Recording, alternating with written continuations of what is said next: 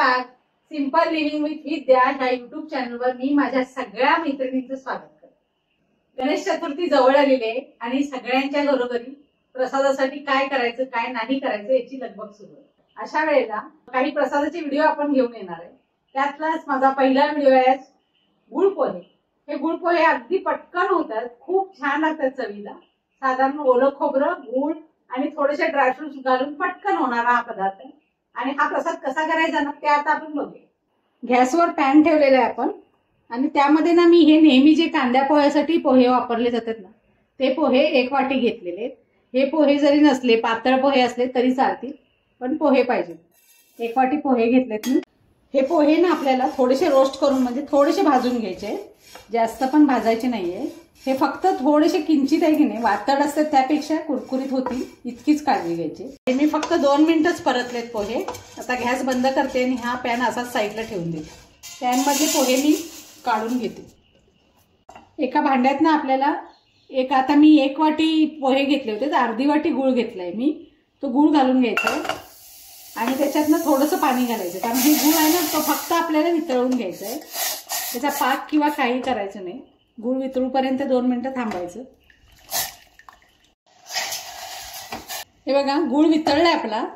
आता ना ह्यामध्ये मी अर्धी वाटी खोबरं घेतलेलं आहे, ओलं खोबरं. ओल्या खोबऱ्याचा खीस आहे हा, तो घालायचा याच्यात आपल्याला.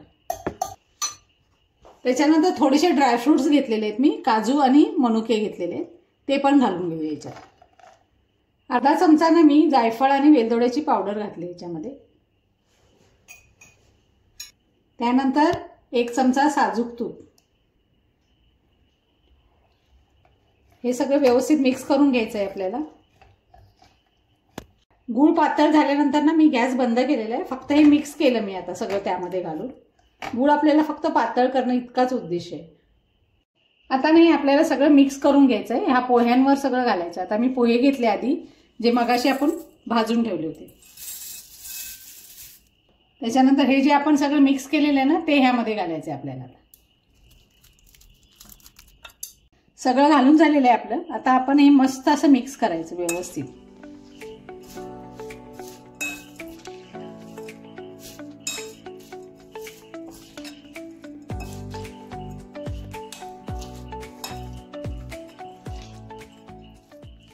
हे आपले गुळ पोहे तयार झालेले आहेत. हे आता आपण गणपतीच्या प्रसादासाठी सर्विंग बाउल मध्ये काढून घेऊया.